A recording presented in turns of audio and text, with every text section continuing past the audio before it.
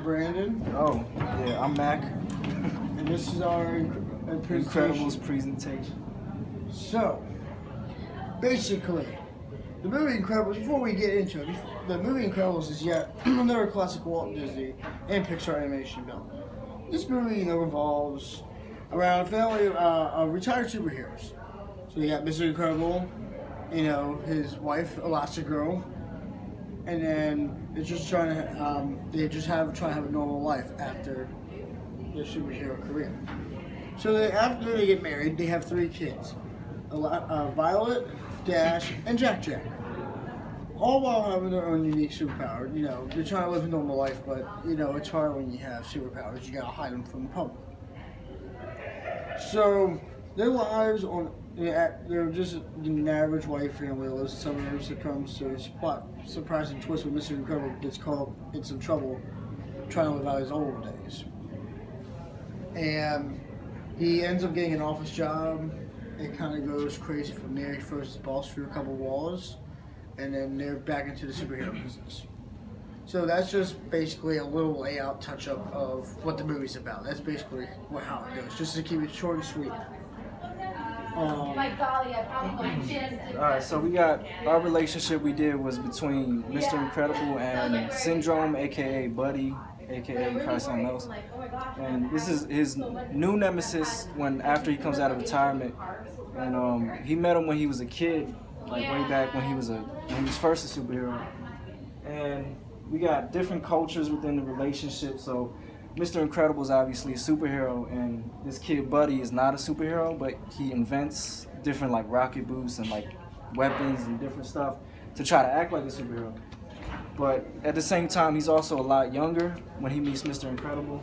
So for these reasons, Mr. Incredible doesn't associate with him and feels like he can't associate with him and kind of rejects him.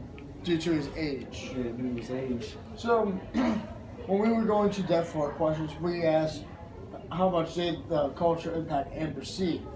And with presenting some of the characters within the relationship, what we thought that the culture had an impact, yes, we did.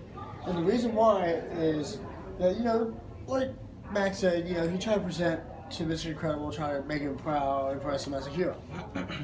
Mr. Incredible, of course, different two generations above him, they think differently. In his generation, he works alone because he doesn't want to affiliate with younger people because he doesn't want to get them hurt, does not want to risk their lives, and it just drags him down. So he basically kept pushing himself away. And during a scene we'll show you later in the video, there's a scene where Buddy tries to help Mr. Incredible during a bank heist, and it does not go so well. But we'll show you that later. Alright, and the role of perception, cultural influences, cultural biases. So, cultural stereotypes play a part when Mr. Incredible calls Buddy, when he first meets him, he calls him things like kid, and tells him when the cops take him away, he says, tell his mom what he's been doing, and basically just belittling him because he's young. And he also tells him, like Brandon said, that he works alone. And so that's kind of like a stereotype because the kid's smart because he made like rocket boots where he could fly, but Mr. Incredible, just because of his age, thinks he's getting in the way. What we also did was identify examples of self-disclosure made in the movie. So we focused basically on Buddy and Mr. Incredible's relationship throughout the whole movie, despite Mr. and Mrs. Incredible relationship. Mr. Incredible and Buddy is mainly focused on throughout the whole movie, and so Buddy discloses how hurt he is being rejected by his favorite hero, which is Mr. Incredible, and he tells him it inspired him to become a supervillain, which is known as Syndrome. He sells weapons to everyone so they can become super. And so in that turn, ironically, no one can be super. Everyone can have powers, everyone can be equal.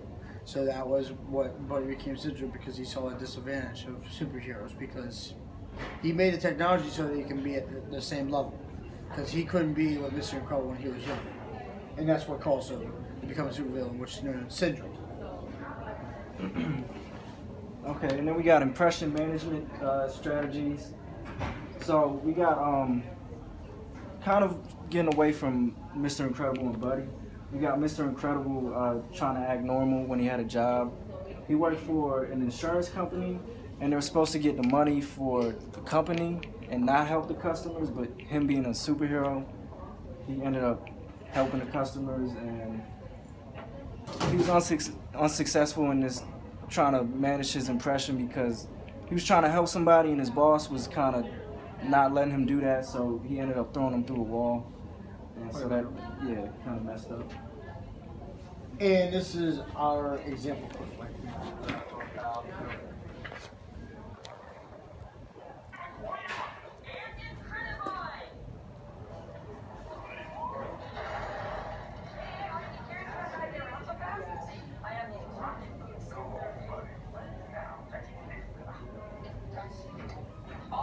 Always say be true to yourself. You never say be part of yourself to be true too. Well, I finally figured out who I am. I am your boy. Incrediboy! Now you have officially carried it too far, buddy. Oh, this is because I don't have powers, isn't it? Well, not every superhero has powers, you know. You can't be super without them. I invented these. I can fly. Can you fly? Fly home, buddy. I work alone. C'est complètement ridicule. Just give me one chance. I'll show you. I'll go get the police.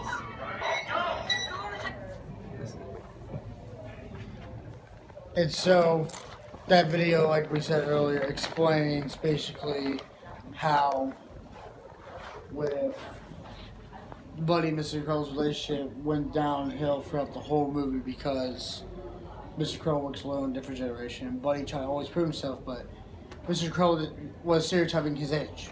It was that relationship. It was an age difference relationship, and that's how he looked down on him, basically almost in shame because he was young, and that's why Buddy became Syndrome, and that's how the movie started.